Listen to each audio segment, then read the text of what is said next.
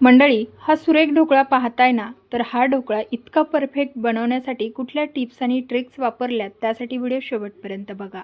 तर इथे आपल्याला लागेल एक मिक्सिंग बाउल। आता यामध्ये 1 वाटी चाळलेलं बेसन पीठ घ्यायचं आहे। हे नॉर्मली आपण घरात वापरतो तेच बेसन पीठ घेतलेलं आहे। आता 1 वाटी बेसन पिठासाठी अर्धी वाटी फ्रेश दही घ्यायचं आहे। दह्याऐवजी तुम्ही ताकाचा वापर देखील करू शकता। त्यानंतर यामध्ये चवीपुरतं मीठ घालायचं, तसंच अगदी चिमूटभर हळद घालायची आहे। त्यानंतर हे सर्व आपल्याला मिक्स करून घ्यायचं आहे। तसंच सुरुवातीला थोडं थोडं पाणी घालून हे मिश्रण तयार करायचं आहे। तर पहा, इथे 1 वाटी पाणी घेतलं, त्यामधलं अर्धं पाणी इथे घालून घेतलं, मिक्स करायचं। पाणी सुरुवातीला जास्त घातल्यामुळे आपल्या पिठाच्या गुठळ्या तयार होतात आणि त्या मोडण्यासाठी फार वेळ लागतो। त्यामुळे सुरुवातीला थोडंसं पाणी घालून पटकन अशा त्या गुठळ्या मोडल्या जातात। राहिलेलं अर्धी वाटी पाणी सुद्धा आपण यामध्ये घालून घेतलं। संपूर्ण पाणी आपल्याला लागेल असं वापरायचं आहे। त्यानंतर आता 10 मिनिटे यावरती झाकण ठेवून रेस्ट होण्यासाठी ठेवूया। यासोबत लागणारी तोपर्यंत एक चटणी तयार करणार आहे। त्यासाठी मिक्सरच्या भांड्यामध्ये 7-8-10 लसणाच्या पाकळ्या घालायच्या, 3 हिरव्या मिरच्या, थोडासा कढीपत्ता घालायचा आहे, तशीच थोडीशी कोथिंबीर देखील यामध्ये घालायची। त्यानंतर इथे मी सुकं खोबरं घेणार आहे। सुक्या खोबऱ्यापासून बनवलेली चटणी खरंच खूप चविष्ट होते, एकदा नक्की बनवून पहा। त्यानंतर त्यामध्ये शेंगदाणे घालायचे आहे थोडेसे, पाव चम्मच इतके जिरे घातले, त्याचबरोबर चवीनुसार मीठ घालायचं आणि आता हे मिक्सरला छान फिरवून घ्यायचं आहे। मिक्सरला फिरवून घेतल्यानंतर चटणी बनवतानाच त्यामध्ये सुद्धा अर्धी वाटी आपल्याला दही वापरायचं आहे। दह्यामुळे ही चटणी खरंच खूप चविष्ट तयार होते।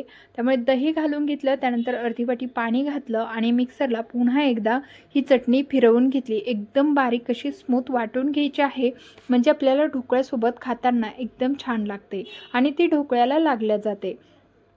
इथे परत तुम्हाला वाटल्यास थोडंसं पाणी तुम्ही यामध्ये ॲड करू शकता, जास्त जर घट्ट तुम्हाला वाटत असेल। आता इथे पहा, तडका पॅनमध्ये अगदी थोडंसं चमचाभर तेल गरम केलं, त्यामध्ये जिरा मोहरी घालायची आणि कढीपत्ता घालायचा। तयार फोडणीमध्ये आपल्याला कोथिंबीरसुद्धा घालून घ्यायची आणि ही फोडणी आपल्याला या चटणीवरती टाकून घ्यायची आहे। तर ही चटणी बनवायला जितकी तुम्हाला सिंपल वाटते ना, तितकीच चवीला अप्रतिम होते आणि यामुळे ढोकळा खायला खूप चविष्ट लागतो। ही चटणी जर ढोकळ्यासोबत खायला असेल तर त्यामुळे ढोकळा तसाच न बनवता ही चटणी देखील तुम्ही नक्की बनवा। त्यामुळे या दोन्हींचं कॉम्बिनेशन खूप जबरदस्त होतं। तर आपली चटणी बनून तयार झाली आहे, तोपर्यंत इकडे 10 मिनिटे झालेली आहेत। आता पहा, मी पळी घेतलेली आहे। इथे कुठल्याही विक्सचा वापर आपण करणार नाही, तर सरळ घरात असणाऱ्या अवेलेबल वस्तूंपासून आपल्याला हा ढोकळा फेटता यावा, यासाठी मी खोलगट पळी घेतली आणि पळीने 5 मिनिटे फेटून घेतलेला आहे। त्यानंतर आपल्याला इथे साखर घालायची आहे। मी ज्या टिप्सला गोष्टी वापरत आहे तसंच तुम्हालाही करायचं आहे। इथे साखर आपल्याला 5 मिनिटे पीठ फेटून झाल्यानंतर घालायची। आता साखर यामध्ये पूर्ण विरघळेपर्यंत हे पीठ एकाच डायरेक्शनमध्ये फेटत राहायचं आहे। यामुळेच तितका रसरशीत हा ढोकळा तयार होतो। जर साखर सुरुवातीला घातली तर पाहिजे तितका रसरशीत ढोकळा तयार होत नाही, त्यामुळे साखर आपल्याला लास्टला घालायची आहे। आता इथे पूर्णपणे साखर विरघळलेली आहे आणि पीठ एकदम फ्लफी तयार झालंय। आता आणखीन फ्लफी होण्यासाठी यामध्ये पाव चम्मच इतका आपण बेकिंग पावडर घातलेली आहे आणि खाण्याचा सोडा घातलेला आहे पाव चम्मच। आता खाण्याच्या सोड्यावरती ना थोडंसं आपल्याला पाणी टाकून घ्यायचं आहे, म्हणजे यामुळे ना मस्त ॲक्टिव्ह होतो आणि आपला हा ढोकळा जो आहे तो फुलायला सुरुवात होते। इथे आपण कुठल्याही सॅट्रिक ॲसिडचा वापर केलेला नाही, त्या जागी घरातील फ्रेश दह्याचा वापर केलेला आहे आणि त्यापासून आज आपण हा ढोकळा बनवत आहोत। आता हे संपूर्ण छान असं फेटून घ्यायचं आहे। जोपर्यंत पिठाचा कलर हलकासा चेंज होत नाही तोपर्यंत आपल्याला हे पीठ एकाच डायरेक्शनमध्ये फेटायचं आहे। मग ते कितीही वेळासाठी न फेटता अगदी हलकासा याचा थोडासा व्हाईट कलर होईल ना, इथपर्यंतच आपल्याला हे फेटून घ्यायचं आहे। हलकासा तुम्हाला पिठाचा कलर आणि त्यामध्ये आलेला फ्लफीपणा लक्षात येतच असेल। पीठ छान फ्लफी झालं, कलर व्हाईट व्हायला लागला की लगेचच इकडे डब्याला मी अगोदरच तेल लावून ठेवलं होतं। आता ह्या डब्यामध्ये हे संपूर्ण पीठ जे आहे ते ट्रान्सफर करून घ्यायचं आहे। हे मिश्रण संपूर्ण आपण यामध्ये टाकून घेतलेलं आहे। त्यानंतर ह्या डब्याला आपल्याला 1-2 वेळेला टॅप करून घ्यायचं आहे। त्यामुळे काय होतं, एक्स्ट्राचे एअर बबल जर त्यामध्ये तयार झाले असतील तर ते निघून जातात। त्यानंतर कढईमध्ये 1 ग्लास पाणी टाकून त्यावरती स्टँड ठेवलं। पाणी चांगलं गरम झालेलं आहे। लगेचच याला हीट मिळावी म्हणून आपल्याला पाणी अगोदर गरम व्हायला ठेवायचं। त्यानंतर इथे पहा, आपण जवळपास 15 मिनिटे हा ढोकळा वाफवून घेतला आणि मस्त असा वाफवला गेलेला आहे. कुठेही आपल्या चाकूला तुम्हाला ओलसरपणा लागलेला दिसणार नाही. तर 15 मिनिटामध्ये हा ढोकळा परफेक्ट असा तयार होतो. त्यावरती घट्ट झाकण ठेवायचं फक्त आणि 15 मिनिटानंतर चेक केल्यानंतर आपला हा ढोकळा मस्त असा तयार झालेला आहे.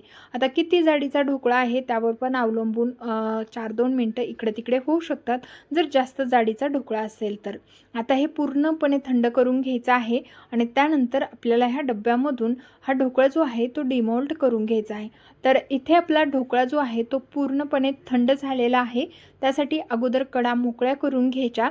चाकूच्या सहाय्याने असा चाकू आपल्याला सगळ्या बाजूने फिरवून घ्यायचा आहे, म्हणजे ढोकळ्याच्या सर्व कडा ज्या आहेत त्या मोकळ्या होतात.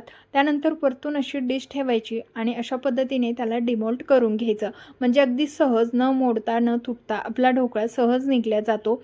तर तुम्हाला इथे मी ढोकळा दाखवते किती स्पॉन्जी लुसलुशीत झालेला आहे. तुमच्या लक्षात येतच असेल की हा ढोकळा किती स्पॉन्जी झालेला आहे. खरंच मस्त असा ढोकळा आपला तयार झालेला आहे. इतका जाळीदार आणि अप्रतिम ढोकळा खरंच तुम्ही एकदा नक्की बनवून पहा. आता इथे आपण चौकोनी आकारामध्ये हा ढोकळा कट करणार आहोत.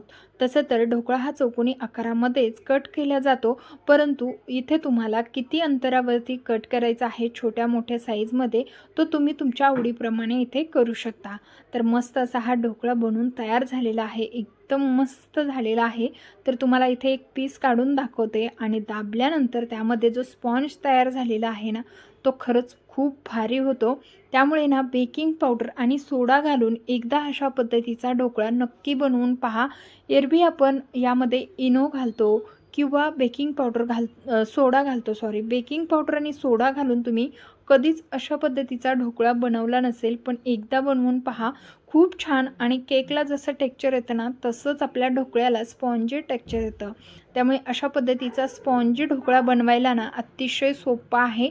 तुम्हाला सांगितलेलं प्रमाण आणि साहित्य जर तुम्ही योग्य पद्धतीने वापरलं तर तुमचा सुद्धा ढोकळा इतका स्पॉन्जी होणार आहे आणि मस्त मऊ लुसलुशीत जाळीदार होणार आहे. तर इथे आपला ढोकळा कट करून झाला आहे. आता ढोकळ्यावरती घालण्यासाठी आपल्याला इथे तडका तयार करायचा. त्यासाठी तडका पॅन ठेवला, त्यामध्ये 2 चमचे तेल घालून घ्यायचं. तेलाचं प्रमाण कमीच ठेवायचं आहे. त्यानंतर त्यामध्ये मोहरी घालायची, 2-3 हिरव्या मिरच्या घालून घ्यायच्या, थोडीशी कढीपत्त्याची पानं, तसेच 2 चमचे पोहे खाण्याची साखर घालून घ्यायची. त्यानंतर फोडणीमध्ये भरपूर असं पाणी घालायचं आहे आणि फोडणी तयार करून घ्यायची. आता पहा मस्त अशी साखर विरघळेपर्यंत ह्या फोडणीला आपल्याला वाफवून घ्यायचं आहे, म्हणजे हे पाणी छान असं उकळलं गेलं पाहिजे. कोथिंबीर घालून घेतली. मस्त असा आपला तडका तयार झालेला आहे. आता हा तडका या ढोकळ्यावरती आपण टाकून घेणार आहोत. आता तुम्ही म्हणाल गरम गरम जर फोडणी तुम्ही ढोकळ्यावरती टाकली तर या पद्धतीचा बनवलेला ढोकळा अजिबातच त्याला काही होत नाही, उलट तो एकदम रसरशीत तयार होतो. जर तुम्ही परफेक्ट प्रमाण मेजरमेंटसह घेतलं आणि परफेक्ट हा ढोकळा बेक केलेला असेल आणि ढोकळा कुठेही कच्चा नसेल तर तुम्ही या फोडणीमध्ये दिवसभर जरी ढोकळा ठेवला ना तरी तो तितकाच स्पॉन्जी राहणार आहे. एखादं स्पॉन्ज आपण जसं पिळतो ना तसं यामधून फोडणी तुम्हाला बाहेर निघलेली दिसत असेल. इतका मस्त जाळीदार हा ढोकळा झालेला आहे, तुम्हाला म्हणजे शब्दात मी व्यक्त करू शकत नाही, इतका परफेक्ट झालेला आहे. त्यामुळे तुम्ही सुद्धा हे साहित्य सांगितलेलं प्रमाण वापरून एकदा हा ढोकळा नक्की बनवून पहा. तुम्हाला नक्कीच हा ढोकळा परफेक्ट बनवता येणार आणि सगळ्यांना खूप आवडेल. आता बऱ्याच जणांना नाश्त्यामध्ये ढोकळा खायला आवडतं आणि तो घरी परफेक्ट जमत नाही म्हणून आपण बाहेरून आणतो, पण बाहेर ना त्यामध्ये सॅट्रिक ॲसिड हे सगळे प्रमाण जास्त वापरलेलं असतं आणि हे आपल्या शरीरासाठी खरंच खायला अजिबात चांगलं नसतं. त्यामुळे हेल्दी पद्धतीने आपल्याला घरच्या घरी हा ढोकळा एकदम मार्केटसारखा कसा बनवता येईल हीच रेसिपी तुमच्यासोबत शेअर केली. रेसिपी नक्कीच आवडली असेल याची खात्री आहे मला. तर आवडली असल्यास जास्तीत जास्त व्हिडिओला लाईक झाले पाहिजे, कमेंट झाले पाहिजे आणि तसंच हा व्हिडिओ जास्तीत जास्त शेअर देखील झाला पाहिजे. तर आजची मंडळी तुम्हाला ही रेसिपी कशी वाटली, आवडली का ते देखील मला कमेंट करून कळवा. भेटू नवीन एका रेसिपीसह.